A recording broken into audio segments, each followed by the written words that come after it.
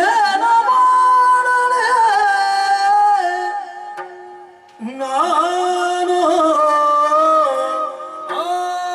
ಪಾಂಡವರನು ಕೋಟೆ ಪಾಡೆ ಏನ ಮಾಡಲಿ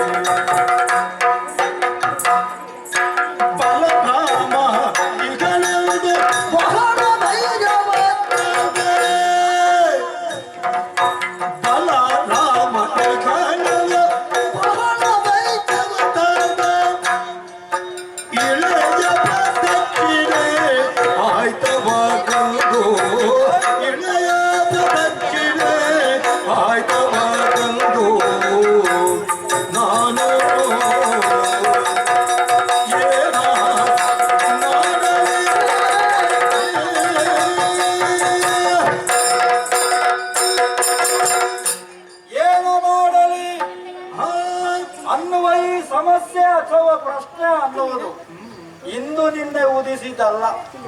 ನಮ್ಮಮ್ಮ ಗಾಂಧಾರಿ ದೇವಿ ಗರ್ಭಿಣಿಯಾದ ಹೊತ್ತಿಗೆ ಅಲ್ಲಿ ಯಾವಾಗ ಕುಂತಿ ದೇವಿಯ ಪ್ರಸವ ಆಯಿತೋ ಆ ಸುದ್ದಿ ಕೇಳಿದಾಗಲೇ ಅವಳು ಆಡಿದ ಮಾತು ಇದು, ಏನ ಮಾಡಲಿ ಅನ್ನುವ ಮಾತ್ಸರ್ಯದ ನುಡಿಗಳು.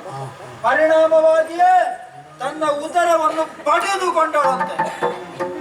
ಒಂದು ಮಗುವಾಗಿ ಜನಿಸಬೇಕಾಗಿತ್ತು. ಅವಳ ಈ ದುರಂತದಿಂದ ಆದದ್ದೇನು? 101 ಮಕ್ಕಳು. ನಾವು ಹುಟ್ಟಿಕೊಂಡೆವು, ಅದು ಕೂಡ ವ್ಯಾಸಾನುಗ್ರಹದಿಂದ ಆಯಿತಾ. ಗರ್ಭಸ್ಥವಾಗಿದ್ದ ನಮಗೆ ಅಲ್ಲಿಂದಲೇ ತೊಡಗಿದ್ದು ಈ ಮಾತ್ಸರ್ಯ ಅನ್ನುವುದು. ಅಮ್ಮ ಹೇಳ್ತಾ ಇದ್ದ ಮಾತು ಆ ಬಳಿಕ ನಮ್ಮ ಜೀವನದಲ್ಲಿ ಅನವರತವೂ ಕಾಡುವುದಕ್ಕೆ ಆರಂಭವಾಯಿತು. ಅಲ್ಲಿ ಕುಂತಿದೇವಿ ಪ್ರಸವಿಸಿದಳು. ಪಾಂಡವರ ಆಗಮನವಂತೂ ಹಸ್ತಿನಾವತಿಗೆ ಆದಾಗ ನನಗೆ ಮೊದಲು ಕಾಡಿದ್ದೇ ಪ್ರಶ್ನೆ, ಏನ ಮಾಡಲಿ?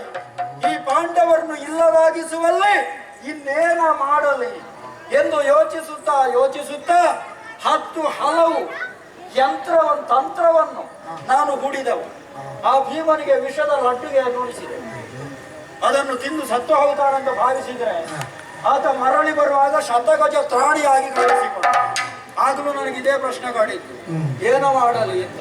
ಆ ಬಳಿಕ ಲಾಕ್ಷಾಗೃಹದಲ್ಲಿ ಸುಡಬೇಕು ಅಂತ ಪ್ರಯತ್ನ ಪಟ್ರೆ ದ್ರೌಪದಿ ಸ್ವಯಂವರದಲ್ಲಿ ಮತ್ತೆ ಪ್ರಕಟವಾದರು. ಮಾತ್ರ ಅಲ್ಲ, ದಾನವಂತಕನವಗೆ ಸಾರಥಿಯಾದ. ಅಂದ್ರೆ ಎಂಥದ್ದು? ರಥದ ಸಾರಥಿಯಾದ ಅಂತ ಹೇಳಿದ್ದಲ್ಲ, ಪಾಂಡವರ ಜೀವನಕ್ಕೆ ಆತ ಸಾರಥಿಯಾದ.